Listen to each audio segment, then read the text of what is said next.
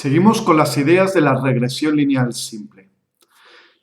Lo que vamos a hacer va a ser buscar cómo apoyarnos en las distintas x, en este caso solamente tenemos una variable independiente, solo tenemos una x, por eso va a ser regresión lineal simple, para adecuar los pronósticos sobre esa información. Concretamente lo que estamos haciendo es obtener una y pronosticada, a veces se puede indicar que es una y pronosticada basada sobre las distintas x, que será igual a b0 más b1 por x. En un contexto aplicado, yo quiero pronosticar altura, por ejemplo, a partir de la edad de los niños y niñas de un colegio. Eso significa que voy a estar adaptando los pronósticos a partir de la información disponible, que no es lo mismo que asegurar que todos mis pronósticos y realidades vayan a coincidir plenamente. Yo sé que sabiendo la edad de las personas puedo pronosticar mejor que sin saberla su altura, pero no equivale a decir que todas las personas de 2 años o las de 3 o las de 4 coinciden plenamente en altura entre ellas y además coinciden plenamente con sus pronósticos. Va a haber un cierto error, que en este contexto también se llama residuo. Y ese residuo va a ser realidad menos pronóstico. Razonablemente lo que queremos, y para eso construimos nosotros la recta de regresión, es intentar hacer ese residuo, ese error, el menor posible. Al igual que antes hablábamos de cómo calcular la variabilidad, la dispersión, y hablábamos de que la dispersión se puede entender también como una medida de error, ahora también tenemos varios modos de agregar el error. Y ese error y cómo se agrega también es lo que me va a determinar cómo puedo obtener la mejor de las rectas disponibles. La idea es algo parecido a, ya que yo trazo la recta, ya que obtengo la recta, me voy a dotar a mí mismo de la mejor de las rectas disponibles. Imaginemos una situación como la que se ve en pantalla. Con estas x de aquí, solamente hay dos posibles valores de x, los ceros o los unos, y esta sí es de aquí. Esta es la representación de estos 4 valores. Este, por ejemplo, sería el punto 0, 0. Este sería este punto de aquí. Este sería el punto en x0 y en y2. Si tuviéramos que trazar una línea que mejor se ajustara a los datos, ¿por dónde la pondríamos? Mentalmente nos podemos situar en la idea de que lo que tenemos que hacer es trazar una línea que sea una línea de compromiso entre todos los puntos. Va a ser una recta que tiene que intentar agrupar lo mejor posible la información disponible, que los pronósticos se separen lo menos posible de la recta de regresión. De nuevo, como decía, con la idea de si construimos una recta que sea la que mejor nos funcione.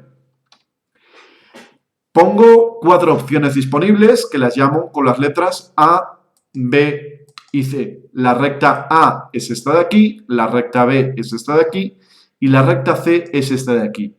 Y a través de ello voy a intentar justificar cuál sería la mejor disponible y cómo se calcula esa medida de adecuación. Empecemos por la recta A, que está siempre a la altura de 3. Lo que es lo mismo, cuando x vale 0, yo pronostico 3. Cuando x vale 1, yo pronostico E3 si esta fuera la recta de regresión. Tanto es así que es cuando x vale puntos suspensivos, el valor que sea, yo pronostico 3, lo que es lo mismo. El pronóstico es constante, siempre es 3, no hay pendiente. Cuando la x no me sirve para adaptar los pronósticos, es señal de que la x es trivial. Por tanto, esta sería una indicación, una visualización de una x que entenderíamos como inútil de cara a adaptar los pronósticos en y. Por eso, aquí siempre aparece y pronosticada de 3. Calculamos esos residuos, esos errores. Y vamos a tener lo mismo que hacíamos anteriormente, una medida de suma de residuos. Vamos a tomar una medida de valores absolutos de residuos. O vamos a tomar una medida cuadrática de residuos. Y en esta fila de abajo siempre estaremos obteniendo las sumas para todas las observaciones. Este 3, ¿qué era? Este 3, si nos fijamos, yo tengo en las IES un 0, un 2, un 4 y un 6. Si hago la suma de estos valores, 0 más 2 es 2, más 4 son 6, más 6 son 12, que si divido 12 entre todas las observaciones 4, me da este 3 de aquí. Aquí lo que estoy haciendo es pronosticar siempre 3, siempre la media de I. Por eso lo que os decía, este sería el pronóstico trivial, el pronóstico que haría cuando la X no me sirviera de nada. Por eso esto lo podemos entender como el error de arranque, el error inicial, el error a falta de X que me pueda servir para algo. Aquí por haber hay una X, pero que no estoy incorporando de cara a realmente adaptar los pronósticos. Entonces, en términos de error cuadrático, cometo 20 de error. Veamos si soy capaz de generar opciones mejores que ese 20 de error. Ahora lo que estoy haciendo es trabajar con la recta B. Esta recta en realidad no atrapa ningún punto, sino que queda en medio de las distintas observaciones. Cuando X vale 0, yo pronostico 1. Y cuando X vale 1, yo pronostico 5. Que lo tengo, este pronóstico de aquí y este pronóstico de aquí. En cuanto me equivoco, aquí tengo las 6 pronosticadas, como decía, aquí las I's pronosticadas sí que están adaptadas a los valores de X. ¿En qué se nota? En que distintas X generan distintos pronósticos. Ahora bien, a misma X, mismo pronóstico. ¿Por qué a misma X, mismo pronóstico? Aunque las realidades sean distintas. Porque lo que va a hacer la recta de regresión es generar un único pronóstico para cada valor de X. Aquí de nuevo utilizo los 3 criterios que hablaba. Los residuos en valor absoluto y la suma de residuos al cuadrado. En este caso, en términos de residuo, suma, sin ninguna modificación, me quedo igual que estaba antes. Antes estaba en 0 y ahora sigo estando en 0. Sin embargo, los otros criterios sí que he conseguido mejoras. Y aquí tengo el último de las posibilidades que me planteaba, que es la línea C. En la línea C sí que atrapo 2 de los 4 puntos. Atrapo en el sentido de que la línea pasa por encima de esas observaciones. Espero que estéis parcialmente de acuerdo, que veáis la idea de que esta línea no deja de tener un punto arbitrario, el criterio de pasar por encima de puntos. Porque lo mismo que he optado por pasar por encima de estos puntos, también podría haber decidido intentar pasar y atrapar estos puntos. En términos de errores, ahora lo que está ocurriendo es esto de aquí. Yo, cuando X vale 0, pronostico 0, que es esto que tengo aquí. A partir de las X construyo los pronósticos. Aquí sí que estaría ajustando pronósticos según X. En términos de residuo y de valor absoluto y de residuo cuadrado, estos son los resultados finales. En la siguiente imagen tengo la comparación entre las distintas líneas. La línea A, que es la línea de no adaptación de pronósticos, vemos que es peor en estos 2 criterios de aquí. También podemos ver que el criterio de residuo sin modificación, sin valor absoluto, sin cuadrado, no nos daría una única línea como adecuada. Lo mismo que el criterio de valor absoluto de residuos tampoco me diría cuál es la línea buena. ¿Por qué? Porque no sabría si quedarme con la B o con la C. Sin embargo, sí que hay un criterio que me permite diferenciar cuál es la mejor de las líneas disponibles, que sería la línea B, que es la suma de errores cuadráticos, la suma de residuos al cuadrado. Esa línea B que tengo aquí marcada es la línea que permite hacer menores los errores cuadráticos. Es una línea de compromiso, es la línea que mejor ajusta. Y lo que estamos viendo es que tenemos un criterio para cuantificar ese nivel de ajuste. Podemos trazar la recta de regresión de este modo. Sabemos que y pronosticada es igual a b sub 0 más b sub 1 por x. A partir de esta definición, a partir de la recta general, podemos saber para la línea B, me voy a ir a donde solamente estaba la línea B y voy a incluir la recta de regresión. Y pronosticada es igual a b0 más b1 por x. ¿Qué decíamos que era b sub 0? B sub 0 es la y pronosticada cuando x vale 0. Me sitúo en x0 y subo hasta la línea de regresión, hasta la recta de regresión, que tiene un valor de 1. Y pronosticada más b sub 1 por x. ¿Qué decíamos que era b sub 1? B sub 1 es el cambio en los pronósticos de y cuando x aumenta en una unidad. Cuando x vale 0 yo pronostico 1. Y cuando x vale 1, ¿qué pronostico? Cuando x vale 1 me sitúo a la altura de 5. Lo que es lo mismo. Un incremento en una unidad se ha asociado con un incremento de 4 unidades en y. Cambiar x una unidad, aumentar x una unidad, ha cambiado el pronóstico de y en 4 unidades.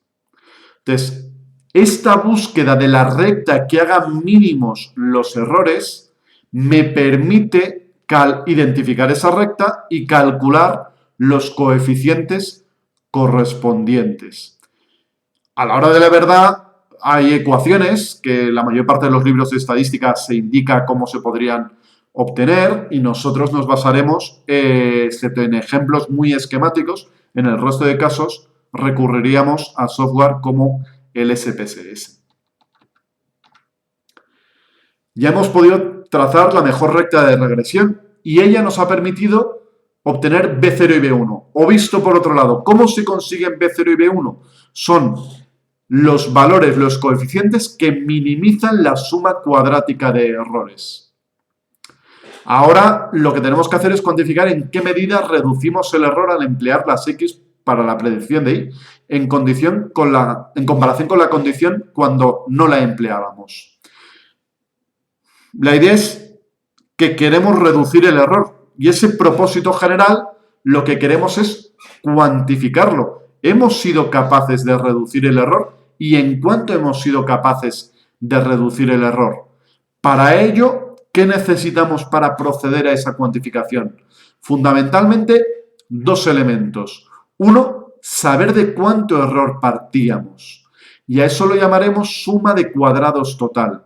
Y la suma de cuadrados total es el error que cometemos, en el que incurrimos, la suma cuadrática de los residuos cuando x e y no guardan ninguna relación, o visto por otro lado, cuando no cuento con x. Y cuando no cuento con x, ¿cuál es el mejor pronóstico que yo puedo realizar? La media de y. Ese era el caso de lo que estábamos haciendo con la línea A, en el que a todos los participantes, con independencia de su valor de x, lo que es lo mismo, desatendíamos plenamente a x, les pronosticamos la misma y. Y como decíamos, y puestos a pronosticar una y sin información de la que partir, ¿cuál será? La media de y. Si a todos le pronostico lo mismo, es como si x no existiera, es como si no hubiera la menor relación. Como decía, esa será la suma de cuadrados total. Por tanto, esto que estoy describiendo así, lo puedo traducir a fórmula. La suma de cuadrados total es la suma de cada observación menos la, esto está escrito regular, la y media al cuadrado. Es el error cometido, el error acumulado en ausencia de x. En ese caso, recurro a la media de y. En este caso es 20. ¿Cuál es ese error de llegada, el error que sigue quedando tras pronosticar y a partir de la información disponible, a partir de las x? Porque por haber sigue habiendo error. ¿Cuándo no habría absolutamente nada de error? Cuando realidades y pronósticos coincidieran por completo. ¿Cuál sería un ejemplo de ausencia plena de error? Sería una situación, por ejemplo, en la que yo tuviera los puntos perfectamente alineados en una recta. En este caso no habría la menor distancia entre realidades y pronósticos. En el resto de casos, cuando no se atrapan todos los puntos, cuando realidades y pronósticos no coinciden en la totalidad de las observaciones, va a seguir habiendo un error, pero habrá menos error que aquel con el que empezábamos. Este error se queda en 4. Vamos a ver de nuevo de dónde sale este error. La suma de cuadrados que llamaremos residual, la suma de cuadrados residual, esto quiere ser una C, es el sumatorio para todas las observaciones con respecto a la media. Ya no, ahora estoy adaptando los pronósticos. En este caso de aquí, ¿en cuánto me equivoco aquí? Aquí me estoy equivocando en 1. Ese es el residuo. Ese es el error. Aquí también estoy equivocándome en 1. Y aquí también en 1. Y aquí, en todos los casos, es un ejemplo sencillo, me estoy equivocando en 1. Esos serían los residuos que tendría que elevar al cuadrado. Todos los 1 elevados al cuadrado siguen siendo 1 y al hacer el sumatorio estoy sumando 4 unos. La suma de cuadrados residual es el error tras recurrir a las x. El error ya de mi modelo de regresión que incorpora las x. Empezaba equivocándome en 20 y ahora paso a equivocarme solamente en 4. Como decía, de este modo puedo cuantificar el error de partida, el error de llegada y la distancia entre los dos, la mejora, la capacidad de reducir el error gracias al modelo de regresión. Partíamos de cometer un error acumulado de 20. ¿Cuándo? Asumiendo que todas las y eran como la y media. Gracias a emplear x pasamos a cometer un error de ya solamente 4. Por tanto, el error que ya no cometemos es de 16. El error que ya no está y el error que sigue estando, el error que ya no está es 16, el error que sigue estando es 4, sumados da el acumulado inicial del que empezábamos. Esto es lo que en la tabla de la ANOVA que nos da el SPSS, que se utiliza habitualmente en regresión, llama suma de cuadrados y distingue entre 3 sumas de cuadrados. La suma de cuadrados total. Y estos conceptos van a ser importantes porque nos van a acompañar en gran parte de la asignatura. La suma de cuadrados total es el error cometido al estimar para las observaciones, para los sujetos, para los participantes, el mismo valor de y. su media. La suma de cuadrados residual, el error cometido cuando se incorpora X en el modelo de predicción. Y la suma de cuadrados de la regresión, el error que dejamos de cometer gracias a incorporar X. La relación entre estas tres sumas de cuadrados es esta. Y espero que la veáis más o menos directa.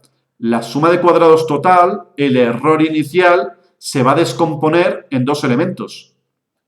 El error que todavía me queda, tras incorporar las X a las predicciones, tras usar nuestro modelo de regresión. ¿Y qué otro error? El error que ya no está, el error que he conseguido explicar, que he conseguido reducir. Suma de cuadrados total es igual a la suma de cuadrados de la regresión más la suma de cuadrados residual. Total es residual más regresión. Inconveniente que tiene trabajar con los números 20, 4, 16, que no son sencillamente interpretables. Si yo digo que ya no cometemos, que hemos explicado 16 de error, pues claro, no es lo mismo explicar 16 de 1000 que explicar 16 de 20 o explicar 16 de 16. Esto nos interesaría más llevarlo a una proporción. La proporción de error que dejamos de cometer. Entonces, ¿cómo traducir a proporción el error que dejamos de cometer? El error que ya no cometemos es 16. Empezábamos por 20. Entonces, en este caso, tendría un 16 dividido entre 20, que sería 0,8. Ahora este número sería más sencillo de interpretar. ¿Por qué? Porque ahora ya solamente va entre 0 y 1. En concreto, aquí lo que hemos hecho es la suma de cuadrados de la regresión dividido entre la suma de cuadrados total. Esta división, como mucho, ¿cuánto puede valer? Podría valer 1. ¿Cuándo valdría 1? Cuando el error que ya no cometemos, lo que hemos conseguido explicar, es todo del que partíamos. Visto por otro lado, cuando ya no queda absolutamente nada de error. En un caso como el anterior, en el cual los puntos definieran una recta. Cuando yo hiciera una recta de regresión que atrapara todos los puntos, ya no quedaría nada en los residuos. Por tanto, la regresión y el total serían equivalentes. Ese sería el escenario en el cual esa división, esa proporción de error que dejamos de cometer, valdría 1. ¿Qué otro escenario podría encontrar? Podría encontrar el escenario en el que la suma de cuadrados de la regresión valiera 0. Si la suma de cuadrados de la regresión es el error que dejamos de cometer, ¿cuándo valdrá 0 el error que dejamos de cometer? Cuando las X sean absolutamente triviales, cuando no valgan para nada. Gráficamente, ¿cómo se pone de manifiesto algo así? Estos son los ejes, y si yo tengo una recta de regresión absolutamente y perfectamente paralela al eje de las X, ¿qué me está diciendo? Que sea la X que sea, yo no voy a adaptar la Y pronosticada. ¿Por qué no la voy a adaptar? Porque la X en realidad no me sirve para nada. Y si la X no me sirve para nada, ¿qué estoy pronosticando siempre? La Y promedio. Entonces, me voy a mover entre esos dos escenarios. La proporción de error que dejo de cometer o no es nada, es 0, no dejo de cometer nada de error, o es 1, dejo de cometer todo el error. Las predicciones y las realidades coinciden plenamente. Vamos a ver cómo se hace esto con el SPSS. Tengo aquí un SPSS abierto, voy a abrir un fichero nuevo de datos y voy a meter las observaciones del ejercicio anterior. Estas de aquí, que tenía por aquí. Me voy, como decía, al SPSS y de paso vamos a ver cómo se hará una introducción de datos sencillas. Hay, cuando yo tengo un SPSS en blanco, dos opciones. Una, yo puedo escribir cualquier valor, escribo 0, por ejemplo, y esto me inicializa una variable que llama var001, o bien, en vista de variables, yo ahora podría decir que voy a inicializar la variable i. Y ya que estoy, aprovecho y cambio el nombre y le pongo la variable x. Vista de datos, ya tengo la y la x y eran estos pares de valores.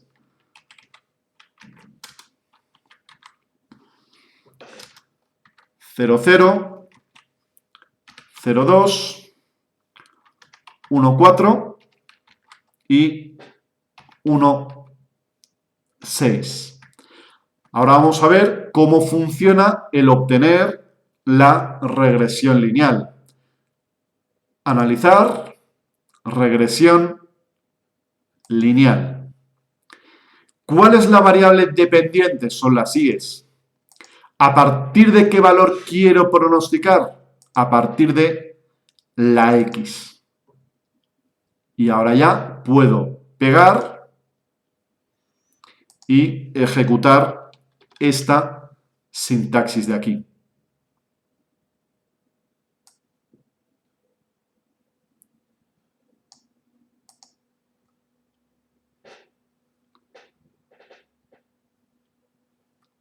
A ver que por algún motivo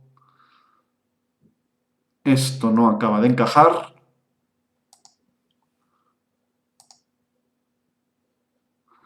Vale. Imagino que es por tener la pizarra en funcionamiento. Ah, pues sí, sí que había salido varias veces. Vale. Aquí tengo el resultado y este es el modelo de regresión que obtengo. Aquí tengo la información de la que veníamos hablando. Varias cosas podemos destacar. Primero, aquí tengo las sumas de cuadrados, que coinciden con las que venía comentando. El error total, la suma de cuadrados total es 20. La suma de cuadrados residual es 4. El error que sigue quedando. Y por el camino, ¿cuánto he explicado? 16. Y aquí tengo la recta de regresión que había comentado previamente que estos iban a ser b sub 0 y b sub 1. Ya habíamos dicho que b sub 0 iba a valer 1 y que b sub 1 iba a valer 4.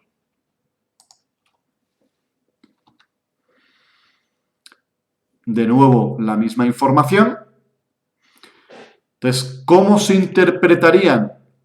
Es más de lo mismo. B sub 0, el punto en el que la recta de regresión corta el eje de las i's. La y pronosticada cuando x vale 0. ¿Qué es b sub 1? B sub 1 es el cambio esperado en y cuando x aumenta en una unidad. Es la pendiente. Por darle más vueltas a este concepto de aquí, cosas que podemos interpretar.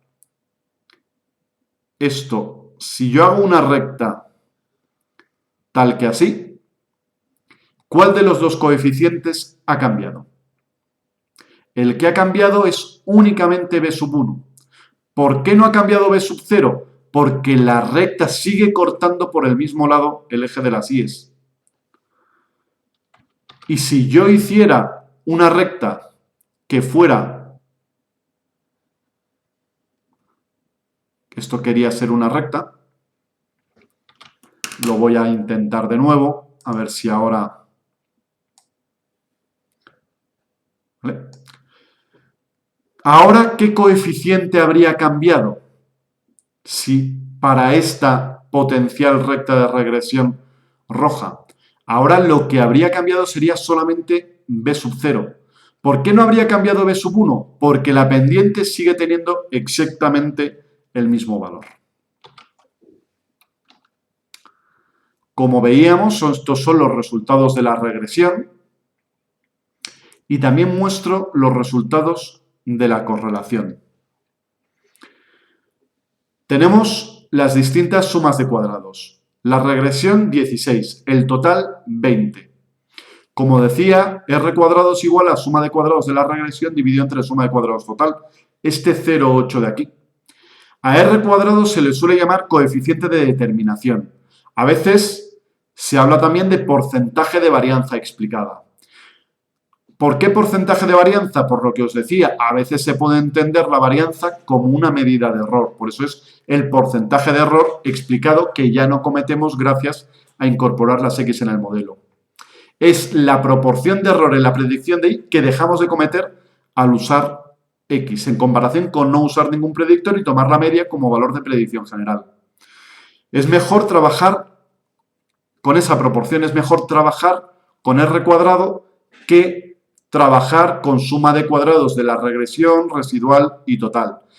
Tanto es así que en la investigación normalmente estos valores de aquí no se suelen comentar porque no son fáciles de interpretar.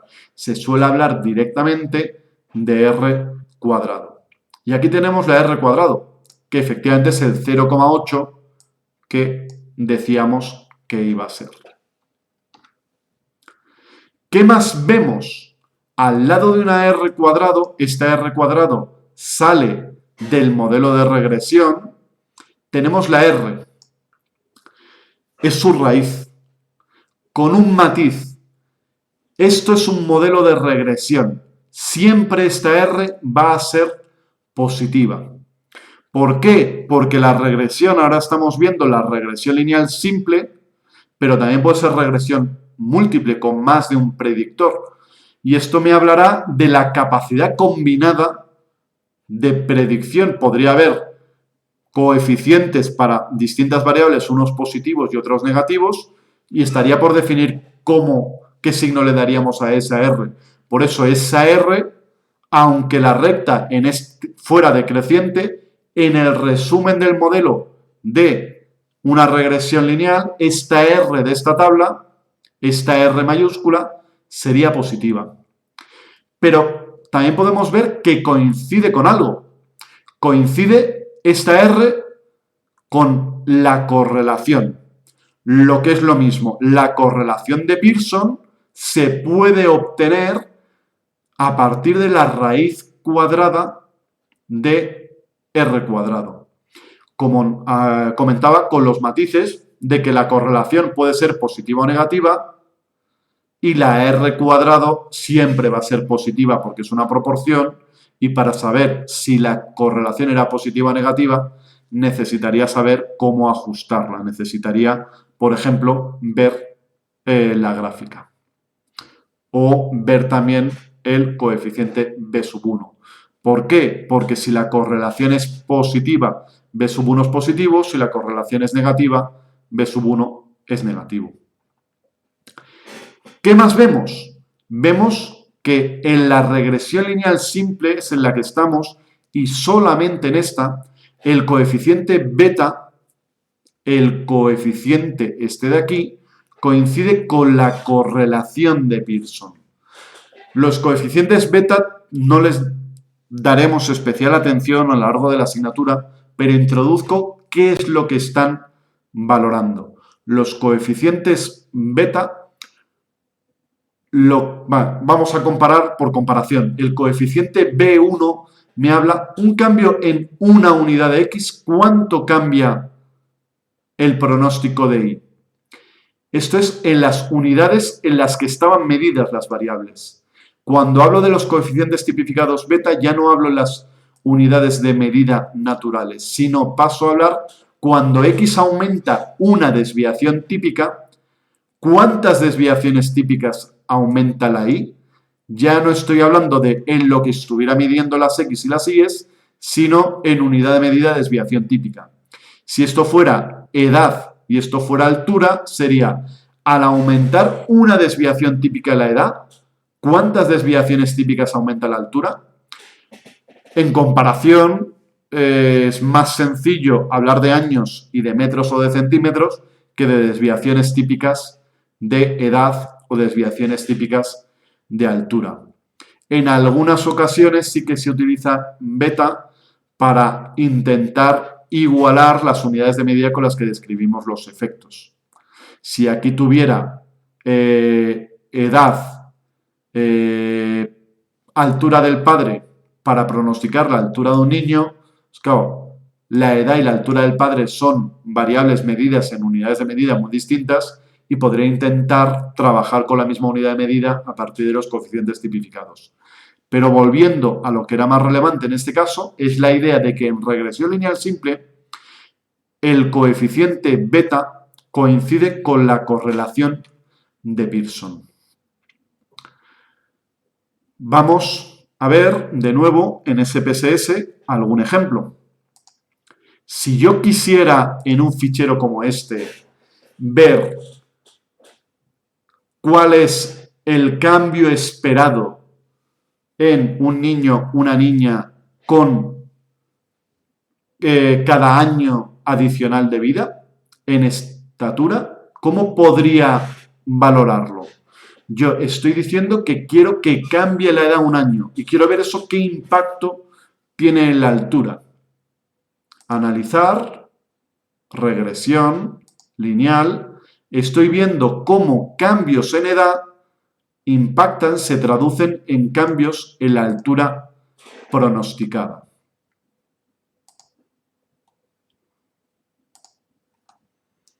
Y este sería el resultado. ¿Qué tendría aquí? Tendría B0 y tendría B1. ¿Cómo lo interpretaría? ¿Qué sería B sub 0? Sería la altura pronosticada para una persona de 0 años. Una persona de 0 años esperaría que midiera 89,9 centímetros. ¿Y qué significa este coeficiente B sub 1 de aquí? Es el cambio esperado en altura por cada año adicional. Incrementos en un año, el cambio que suponen en la altura pronosticada, 5,3 centímetros. ¿Qué más puedo ver? Puedo ver a través del coeficiente beta, porque es regresión lineal simple, que la correlación es de 0,96, que es una correlación muy elevada. También puedo ver que esa relación resulta estadísticamente significativa, porque P, que es lo que hay debajo de esta significación, está por debajo de 0,05. ¿Qué más puedo ver? Aquí el ordenador lo que ha hecho es calcular las sumas de cuadrados. Como vemos, empezábamos por 217.000 y pico de error al asumir que todo el mundo era como la media, eso es la suma de cuadrados total, y gracias a incorporar la variable edad, el residuo es muchísimo más pequeño que la suma de cuadrados inicial. ¿Cuánto más pequeño? 201.226. Esa división entre 201.000 y 217.000 es la R cuadrado de aquí. Y su raíz cuadrada es la R de aquí, que coincide estos dos. Por poder, podría pasar que este fuera negativo y este fuera positivo. ¿Por qué? Porque esta R va sin signo, va siempre como positiva. Por darle un contexto de interpretación, ¿por qué la variable edad tiene un peso tan relevante, tiene una correlación tan elevada con la altura de las niñas y de los niños? Veámoslo, la base de datos, qué es lo que estaba haciendo, qué tipo de base de datos manejo. Tengo desde los 2 hasta los 17 años. En un escenario como este, ¿están muy asociadas la edad y la altura? Sí, e intento justificarlo. Las correlaciones son altas cuando una variable me permite pronosticar muy bien otra variable. Cuando el orden de una variable refleja muy bien el orden en la otra variable. ¿Hay niños, chicos, chicas de 2 años que tiendan a ser altos para un conjunto de datos desde los 2 hasta los 17? Hay niñas, hay niños de 2 años que pueden ser altos o pueden ser más bajos en comparación con su grupo de edad, con otros chicos y chicas de 2 años. Pero las personas de 2 años, en un conjunto desde los 2 hasta los 17, tienden a ser bajas. Muy complicado será que una persona de 6 años no sea más alta que una persona de 2 años. Y ya todavía más si hablamos de una persona de 17. Lo mismo me vale si miro una persona de 17. Las personas de 17, dentro de un centro escolar que fuera de los 2 a los 17, los de 17 tienden a ser los altos. Que si yo mirara solamente quizás la ESO o mirara solamente bachillerato, quizás los de 17 no tienen por qué ser los más altos. Pero si yo miro el conjunto de todo el centro, los de 17 años claramente tienden a ser altos. Incluso las personas que miden menos entre los de 17 son enormes para el conjunto del colegio. Es por ello por lo que estas dos variables presentan una asociación tan estrecha, porque conocida una, en gran medida puedo anticipar por dónde estará la otra persona, si será en la posición alta o será en la posición más baja. También tengo las significaciones y más información que podremos desarrollar más adelante. Para este conjunto de datos, el valor de r cuadrado, ¿cuánto vale? Y me da 3 opciones. 0,5, 0,6 o 0,7. Vamos a ver cómo podría resolver un ejercicio de este estilo. Sé que r cuadrado es la división de dos sumas de cuadrados. Es la suma de cuadrados de la regresión dividido entre la suma de cuadrados total. Y a partir de ello voy a empezar. Sé que la suma de cuadrados total es el sumatorio de todas las i's con respecto a la i media al cuadrado. ¿Cuáles son los distintos valores de i? 1, 3, 3 y 5. Un 1 y un 3, 4. Más 3, 7. Más 5, 12. Entre 4, 3. Entonces, ¿qué tengo que hacer? Restar todas las observaciones con respecto al 3. Por tanto, esto será 1 menos 3 al cuadrado, más 3 menos 3 al cuadrado, más 3 menos 3 al cuadrado, más 5 menos 3 al cuadrado. ¿A qué es igual esto? Estos dos se anulan porque dan 0. 1 menos 3 es menos 2, que al cuadrado es 4. Y 5 menos 3 es 2, que al cuadrado es 4. Esto es un 4 más 4. La suma de cuadrados total vale 8. ¿Vale? Por tanto, tengo el denominador. No tengo la suma de cuadrados de la regresión, porque no hemos visto una fórmula a partir de los puntos. Pero, ¿qué sabíamos? Sabíamos que la suma de cuadrados total es igual a la suma de cuadrados de la regresión más la suma de cuadrados residual. Para la suma de cuadrados residual sí que hemos visto la fórmula. Lo que es lo mismo, la suma de cuadrados de la regresión es igual a la suma de cuadrados total menos la suma de cuadrados residual. Veamos cuál es el concepto de lo que estamos haciendo aquí. Lo que estamos haciendo aquí es saber que el error que yo consigo explicar, ¿cómo se calcula? El error que yo consigo explicar es el error del que partía menos el error que sigue quedando. Este es el error que ha desaparecido, que yo he conseguido explicar. Y es una diferencia entre error inicial menos error final tras aplicar las X. Y también tenía la fórmula de la suma de cuadrados residual. La suma de cuadrados residual es, y ahora voy a borrar,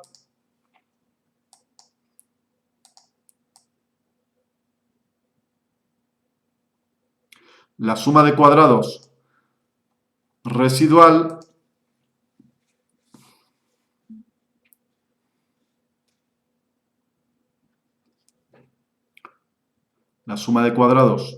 residual es el sumatorio de todas las observaciones con respecto a qué. Si el residuo ya tras haber aplicado las X no será con respecto a la media, será contra la Y pronosticada al cuadrado. ¿Qué necesito para esto? Pues hacerme la idea de por dónde va la recta de regresión. Aquí, ¿cómo lo puedo ver? ¿Cómo construir la recta de regresión? Va a ser la línea de compromiso. Va a ser la línea de compromiso entre estos 4 puntos. Imaginemos que solamente nos encontramos con las observaciones estas de aquí. Entre un 1 y un 3, ¿cuál sería el punto de compromiso? Aquí. Y si yo me encontrara en esta situación de aquí, el punto de compromiso se encontraría aquí. Por tanto, la recta de regresión va desde aquí hasta aquí. Lo que es lo mismo, cuando x vale 0, ¿qué pronostico? 2. Cuando x vale 1, ¿qué pronostico? 4. Puedo pasar a ver para cada observación en cuánto me equivoco. ¿En cuánto me equivoco aquí? Aquí me equivoco en 1. ¿En cuánto me equivoco aquí? En 1. ¿En cuánto me equivoco aquí? En 1. Y aquí, de nuevo, también en 1. Tengo que elevar todos esos valores al cuadrado. Van a ser 4 unos al cuadrado, siguen siendo unos, y como son 4, el total es de 4. Ya estoy, por tanto, en situación de poder resolver. Decíamos que la suma de cuadrados de la regresión es la total menos la suma de cuadrados residual. Y a partir de ahí voy sustituyendo. La suma de cuadrados total hemos dicho que era 8. La residual es 4. Y la total, lo que acabamos de decir. Entonces, esto va a quedar en 4 dividido entre 8, que es 0,5. Para este conjunto de datos, el valor de la suma de cuadrados de la regresión es igual a... y nos incorpora, en este caso, la recta de regresión. Ya nos viene graficada. Que podemos ver que es de nuevo, la recta de compromiso entre todas las observaciones. ¿Qué es lo que podemos observar? Lo que podemos observar es que la recta es total y absolutamente plana. ¿Por qué? Porque cuando x vale 10, yo pronostico 3. Cuando x vale 13, pronostico 3. Cuando x vale puntos suspensivos, siempre pronostico 3. Estamos, por tanto, en un caso de ausencia de relación. ¿Cuánto valdría aquí B sub 1. B sub 1 valdría 0. ¿Cuánto valdría B sub 0? ¿Por dónde corta la recta de regresión? A la altura del 3. ¿Qué más información podemos sacar de aquí? ¿Cuánto vale la correlación entre X e Y? Cuando hay una X que no me permite adaptar ni lo más mínimo los pronósticos, cuando la recta de regresión es puramente plana, es señal de que la correlación vale 0. Me pregunta por la suma de cuadrados de la regresión. Como decía, no tengo fórmula para calcular automáticamente esto de aquí, pero ¿qué es la suma de cuadrados de la regresión? Volvamos para atrás, que lo teníamos por ahí definido. La suma de cuadrados de la regresión es el error que dejamos de cometer gracias a incorporar X. Esta definición de aquí. Si tal y como hemos dicho, aquí la relación es nula, X no me vale absolutamente nada para adaptar los pronósticos, ¿cuánto error vamos a dejar de cometer gracias a una X trivial que no aporta nada? Que la X sea trivial se pone de manifiesto en que la suma de cuadrados de la regresión vale 0. Veámoslo por otro lado. La suma de cuadrados de la regresión es igual a la suma de cuadrados total menos la suma de cuadrados residual. Vamos a desarrollar, esto es el sumatorio de y menos la y media al cuadrado, menos el sumatorio de y menos, ¿qué tipo de y?